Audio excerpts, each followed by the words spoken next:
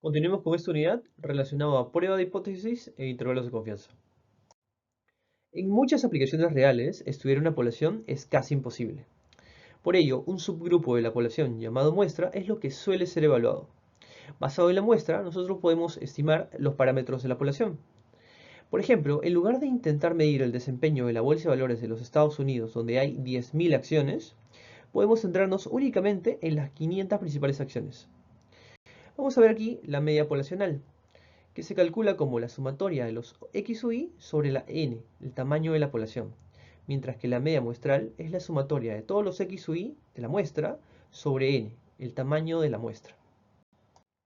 Para establecer intervalos de confianza de la media muestral, es decir, en qué rango se encuentra efectivamente esta media, es importante establecer este concepto, el error estándar de la media muestral, que se calcula bajo dos enfoques. Cuando la desviación estándar de la población es conocida, esta se calcula como la desviación estándar, la conocemos, sobre la raíz cuadrada de n. Mientras que cuando la desviación estándar de la población es desconocida, esta se calcula como la desviación estándar de la muestra sobre la raíz del n, el tamaño de la muestra. Veamos ahora algunas de las distribuciones más importantes. La distribución normal. La distribución normal es una distribución que es aplicada en finanzas en muchos temas. Veamos cuáles son las propiedades más importantes. Es completamente descrito por su media, la media de la población, mu, y la varianza sigma cuadrado. De otro lado, el coeficiente de simetría, también llamado skewness, es igual a 0, lo cual significa que es simétrica sobre su media. De otro lado, la kurtosis, que nos mide las colas de la distribución. Esta debe ser igual a 3 para una distribución normal. De otro lado, una combinación lineal de variables aleatorias independientes distribuidas de forma normal es también distribuida normalmente. Y finalmente, las propiedades de los resultados por encima y por debajo de la media se hacen más pequeños, pero nunca llegan a ser cero. Se extienden hasta el infinito. Ahora, para fines aplicativos en muchos conceptos de finanzas, tenemos que a esta distribución normal previamente vista, tenemos que estandarizarla. Y por ello nace esta distribución normal estándar, que es básicamente una distribución normal, pero con media 0 y varianza 1, ¿no?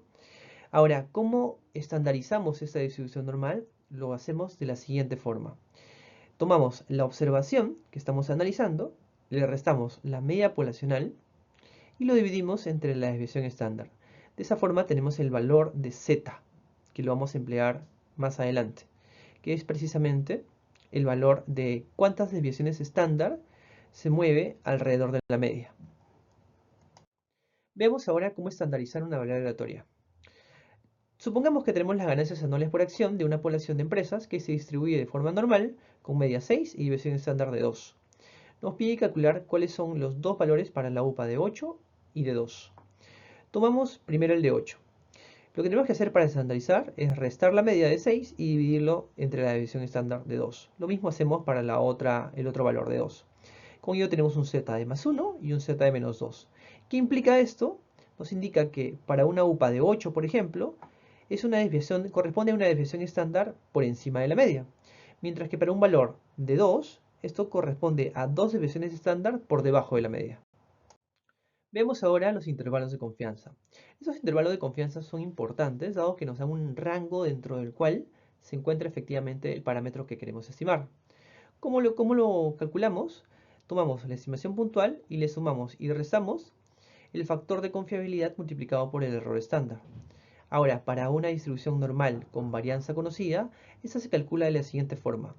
Tomamos la estimación puntual de la media poblacional y le sumamos y restamos el z alfa medios, es decir, el número de desviaciones estándar que se mueve alrededor de la media, multiplicado por el error estándar de la media muestral. Vamos a ver ahora los principales factores de confiabilidad para una distribución normal estándar. Tomando como ejemplo el 1.96, podemos decir que a la izquierda de menos 1.96 desviaciones estándar, vamos a tener una probabilidad de 2.5%, mientras que a la derecha de 1.96 vamos a tener la misma probabilidad, aunque es simétrica, es decir, 2.5% de probabilidad. Y entre este rango, es decir, entre menos 1.96 y 1.96, va a existir un 95% de probabilidad, 95% de confianza. Veamos ahora el siguiente ejemplo. Nos piden calcular un intervalo de confianza al 95% para la rentabilidad media anual de la acción de Casa Grande.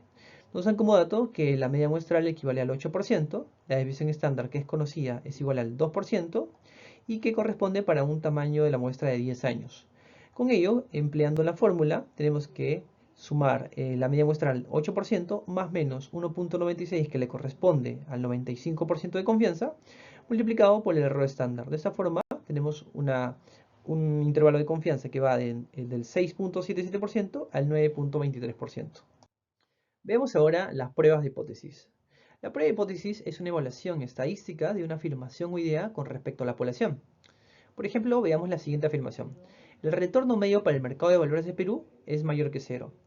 Esto lo podemos evaluar y vamos a determinar a través de la prueba de hipótesis si efectivamente es una afirmación razonable y por lo tanto no debería ser rechazada, o si no es una afirmación razonable y por lo tanto debería ser rechazada. Ahora bien, la prueba de hipótesis puede ser de una o de dos colas. ¿De qué depende? Depende de la afirmación que se está intentando evaluar. Por ejemplo, si un research quiere testear si el retorno de la acción de Volcan es mayor que cero, se debería usar la prueba de hipótesis de una cola. Si por otro lado quiere testear si es diferente de cero, se debería usar una prueba de hipótesis de dos colas. Vemos ahora una prueba de hipótesis de dos colas para la media poblacional. Primero lo que se hace es enunciar la hipótesis nula, seguido de la hipótesis alternativa.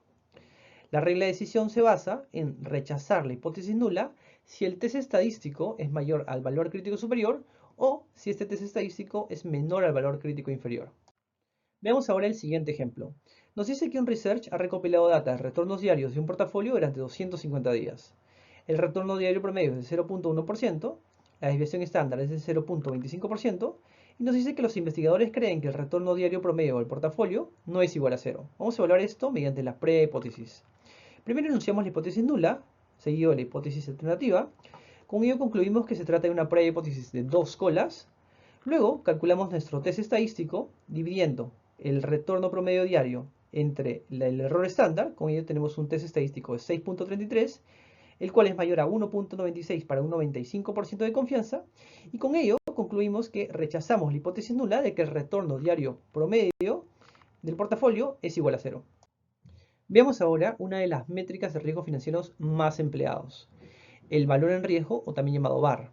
El VAR nos estima la máxima pérdida estadística para un portafolio determinado, dado un nivel de confianza estadístico y un horizonte temporal determinado. Por ejemplo, si el VAR al 95% de un portafolio es $400, entonces esperamos que el portafolio pierda $400 o menos en el 95% de los escenarios y pierda $400 o más en el solo 5% de los escenarios, dado que es la máxima pérdida, ¿no? El VAR representa un intervalo de confianza de una sola cola. Veamos ahora el siguiente ejemplo.